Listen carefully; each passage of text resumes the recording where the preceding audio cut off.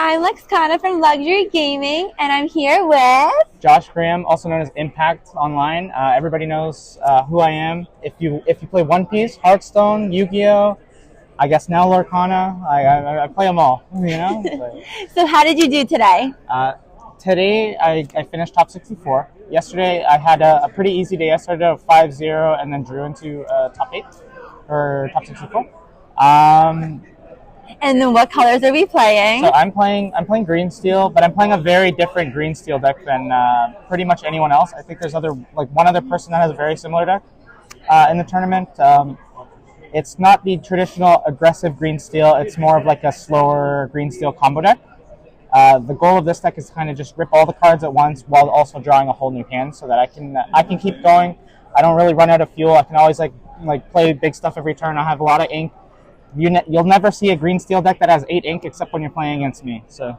Ooh, okay, let's see it. All right, so let's start off with the basics. So I've got four little Diablo, pretty standard. I got 4 Pegasus, the little ones.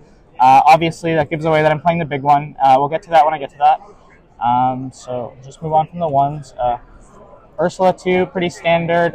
Being able to rip a song out of your opponent's hand in this meta is kind of crazy. Every single deck is playing songs, so just being able to like play this, take away like a Be Prepared, grab your swords, hold the world, like fantastic card. You can also see the hand from that card as well, so like it's just so much advantage. Yep, when you see their hand, you win the game usually. That's just that's even why the little knowledge is power, right? Mm-hmm. Rip to the goat, you know, type shit. See him later. Bucky. So the first like weird card of the deck is for Prince John. So the way that I play this deck is I try and go Bucky, and then I play Prince John, and then I kind of start comboing off from there.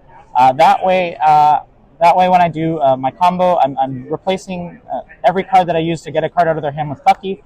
I'm also drawing a card so that I can keep going. Every single turn I'll be able to play an additional threat or get more cards out of the hand. Usually like I'll have like 5, 6, 7 cards in my hand. My opponent will have 0 cards. They'll be top decking. It's crazy. Like I don't know how people weren't playing this card before. I started with 2, quickly moved to 3, and then 4. 4 was too good.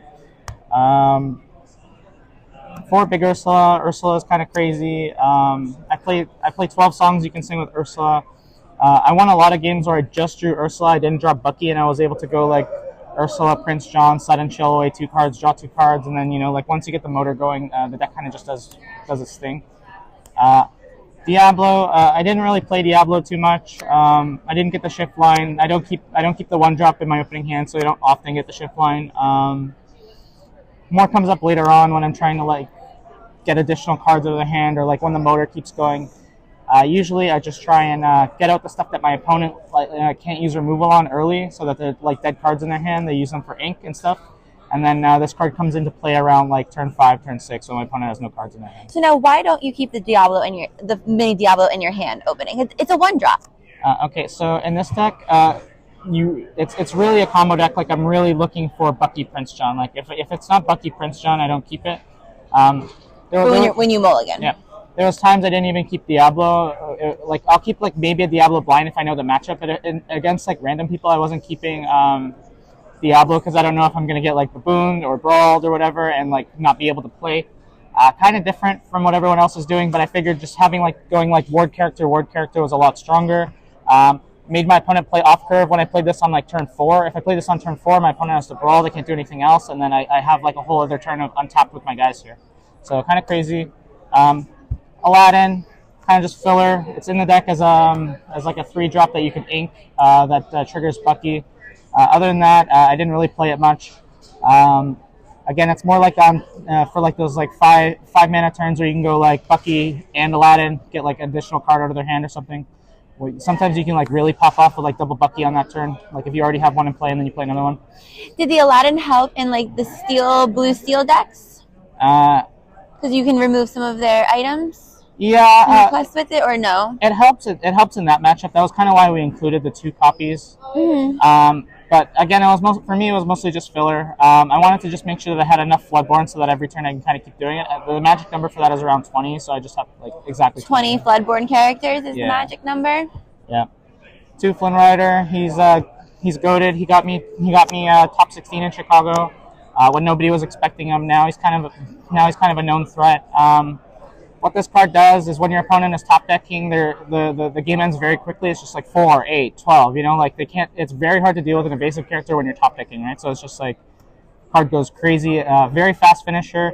The way that my deck works is like I quest for 1, and then I quest for like 1, 2, and then like later on it's like I'm questing for like 10. You know, it's like yeah. There you go. Donald Duck, goated card. I always loved this card. The first time I started playing this game, true story, I was playing on Pixelborn. I'm like, man, why is nobody playing this Donald Duck card? This card seems kind of crazy. You just every turn you just draw an extra card. You can put your in this deck. Works really well with Prince John, because if you have Bucky and Prince John, usually what happens is your opponent runs out of cards to continue drawing cards off Prince John. So what Donald Duck does is it feeds them cards, just so that you can pitch them with more Floodborns later. And to let them ditch, and then you just keep your hand. And I just keep drawing. Yeah, it's just more and more snowbally every single turn. So yeah, Donald Duck kind of crazy. Also inkable, also quest for 2, and he's got a fat ass like 2/5. He's not going anywhere. You just like swing. They can't really get rid of him. Good for singing songs too. Like 5 life is very hard to remove in this game for some reason. There's just like no. Like none really, of it's only a Long Came Zeus that can remove it, and Maui. Yeah, like if you quest with it. Yeah, like a lot of the creatures in this game don't really have like good stats, so it's kind of weird.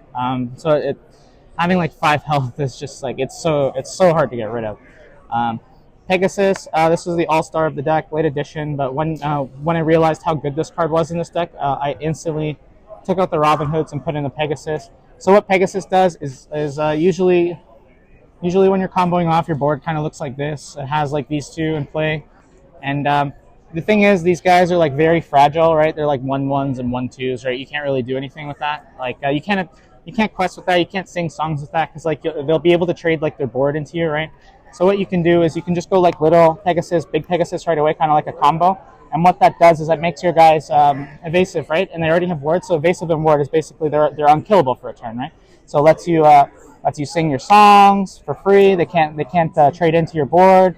Lets you sing Sudden Chills to keep drawing. It's so stupid. And if you had this in play already, and you play Pegasus and you like sing Bruno, you remove their character, you discard a card, and you draw a card with Prince John. It's just crazy. This deck was just sounds broken. It was really good. So yeah. Next card, the Beast, just another card that keeps the draws flowing. So there's like 16 different cards in my deck that let me keep drawing cards the longer they remain in play. So it's just like usually I'm able to get the games really out of control with just so many cards in my hand. My opponent has no options, and I have all the options. Just they play like 1 character a turn. I have like 5 different spells in my hand that can remove it. It's crazy. For Sudden Chill, this card is fantastic with the 3-drop Ursula and Prince John. For anyone that played Yu-Gi-Oh, it's an immediate like delinquent duo and then Pot of Greed. It's just ridiculous. You almost always win the game like immediately when you do that. It's so powerful. It's so powerful. And then the turn that you make all your guys invisible, basically with the Pegasus, right? You're able to just cast this and keep going very fast. For Bruno, I didn't want to play Zeus, but I did want removal for big characters. This one had a lot more synergy with the deck. I didn't really have an issue with like smaller characters. I just wanted to be able to answer the bigger ones, right? So what this let me do, what this allowed me to do was it allowed me to draw an extra card with Prince John when I removed a character, which really just kept everything going. You know, it's like every part of my deck had like a lot of like synergy. It's very much a combo deck. Like everything kind of just works together.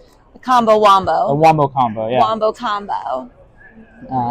Strength, just fantastic removal. My deck goes very wide. This card, I was able to use this just on a regular character, just saying it regularly. I had like 9 characters in play. I was able to blow up a Robin Hood just like nothing. I was just like, yeah, 0 mana, just kill your guy. Or even a Trinabog. Yeah, like nothing.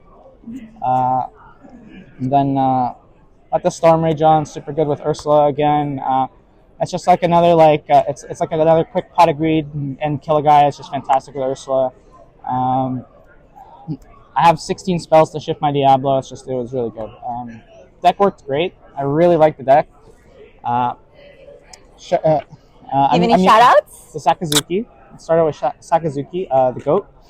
If it wasn't for him, I wouldn't have been able to go full-time playing cards.